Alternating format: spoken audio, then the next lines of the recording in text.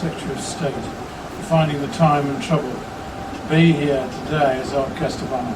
I can assure you it's greatly appreciated. My lords, ladies and gentlemen, it's very nice to welcome you all here, and again I would like to thank Sir Alan Hazelhurst and our co-sponsors Sky Sports and NASA for hosting. We represent, as the England and Wales Cricket Board, we represent the whole of those two nations in what we do in cricket, be it the professional game, the national level, right down to the playground and the small children practicing at the local club. That is what we cover. We're the only one of the 5 major sports who do not have separate parts. We are all in favour of cricket and all supporting that. I'd like to thank our co-sponsors Sky for today and congratulate them on the BAFTA that they received earlier this year for their Ashes coverage last year. A very well-deserved report, a very well-deserved reward for their production team, and great to see the wider TV industry acknowledging their professionalism.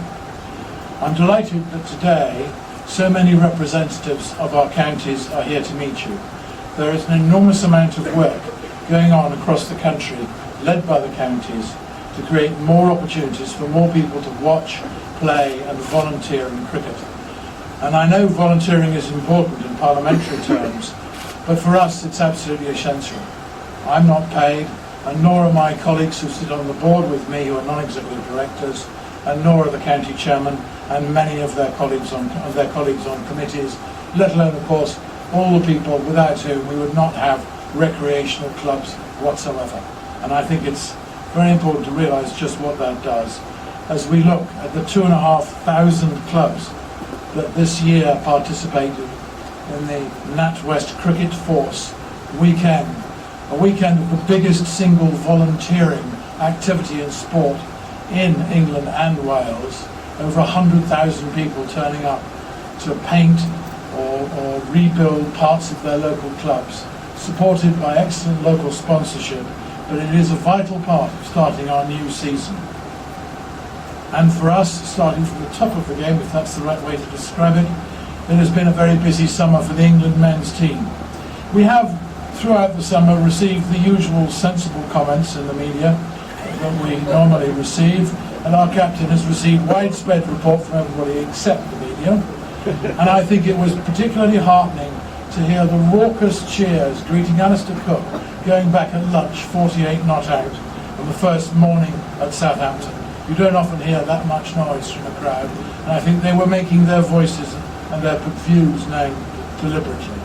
And for Jimmy Anderson, man of the series, who stands 3 wickets short of Ian Botham's all-time record of 383 Test match wickets and 4,300 runs behind his run score. But nonetheless a world record holder for the highest 10th wicket partnership in Test cricket. And I gave him a silver bat, and he admitted, to no one in this room's surprise, it was the first batting prize he'd ever won.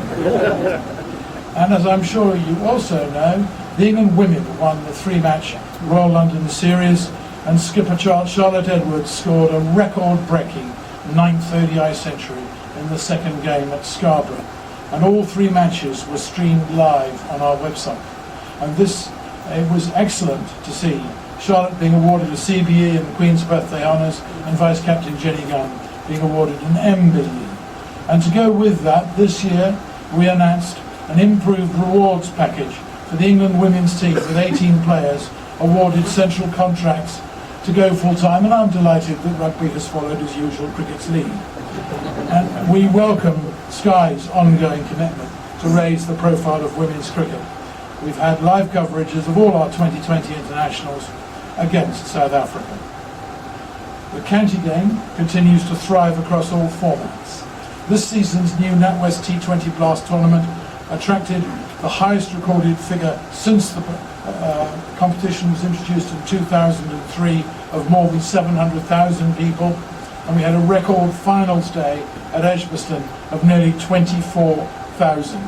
And we have now got immensely close relationships with our counties, with the recreational boards, and I can even report after a meeting at Headingley at the One Day International last week that the Yorkshire Cricket Board is on very jovial speaking terms with the Yorkshire County Cricket Board, which I congratulate Colin Graves on achieving.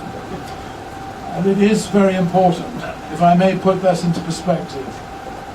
We do get some money from you as representatives of the nation, but for every pound that cricket receives from the whole sport plan from Sport England, we find a further £4, so that of £66 million of capital grants over the last 4 years, ECB has provided 16 million, and we found 49.8 million of capital. So if you give us any money, you may rest assured it is not wasted. And as the Secretary of State so eloquently said, we reminded ourselves this year that we are part and parcel of the fabric of our society. We commemorated the World War I remembrance, so well led by the DCMS, with a series of events at the Aegeus Bowl, and observed a minute's silence by both teams. Getting the BCCI to agree to things who run cricket in India is not always necessarily easy, but given that there were very large numbers of Indians who also died in that conflict, I was delighted that they recognised both sides should do it, and it was enthusiastically supported by the England captain and the Indian captain. And we had descendants of various players who had died as our guests. And we served, just to make certain, the TMS team media trench cake. Next year, we're playing the 2015 World Cup in Australia. And I can tell you, since I'm charged with negotiating the TV rights right at the moment for the next 8 years for the ICC, that the current broadcaster expects that over 20% of the world's population will watch at least one game of that tournament. That is a staggering fact. And this reach that our sport gives us, because of its vast subcontinental penetration, gives us an opportunity to make a real difference. On every tour, our teams undertake goodwill visits to schools, orphanages and medical centres. And we have worked in partnership with international aid agencies and disaster appeal funds to play our part when called upon, and to enable our young men and women to demonstrate they realise they're privileged and they can take advantage of their fame to encourage those who are less fortunate. And on the international stage, we also use our overseas tours to help generate a positive image for cricket and this country across the world. They provide us a unique opportunity to work with a range of government departments and to host diplomatic receptions to build strong diplomatic and cultural ties. And it opens up access to markets like India for trade missions. I myself, on our last tour, addressed 3 separate dinners for over 1,000 people at various different Indian cities. And I'm hoping I signed more autographs than NASA. The power and the reach of cricket can extend into some quite challenging areas as a force for good. And last month I joined Heather Knight, Lydia Greenway and Tammy Beaumont to meet 2 Lady Bangladesh cricketers and the International Development Minister, Desmond Swain, at Lord's. And the purpose of this was to use the profile of these cricketers to support the campaign to end the practices of child, early and forced marriage and female genital mutilation within a generation, and of course to carry on the work done by the England men's team for those who've been victims of acid attacks in Bangladesh. The main focus for today's reception is to explain you more about the work we are doing to engage further than we have ever done before with the South Asian community. And this year's tours for Sri Lanka and India provided a perfect inspiration for us to develop our exciting plans to work with our counties to further embrace and develop cricket in South Asian communities to help drive participation. Our recent survey of cricket in England and Wales, which generated a record 30,000 respondents, highlighted that more than 30% of cricketers in England and Wales are of South Asian origin.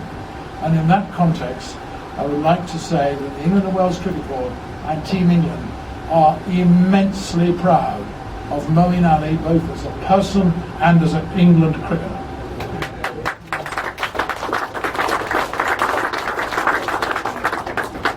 This all forms part of an integral part of a much wider programme of engagement, which allows players and leagues to help shape the future development of the grassroots game. The summer will see us also place a renewed capital and revenue investment in 5 major cities. And I'm unveiling a project in Leicester next month, and there are 2 in Birmingham and Manchester. This is very much to support our stated objective of bringing the opportunity to play cricket on a pitch back to the inner cities, where that opportunity is hard to find at the moment. We are also hosting and co-sponsoring the Asian Cricket Awards and supporting a number of cricket festivals as part of our comprehensive programme of community engagement. We've put together a short video to capture some of the projects that are taking place led by our counties, and I commend it to you. And I thank you all very much indeed for giving up your time to come and understand what we're doing.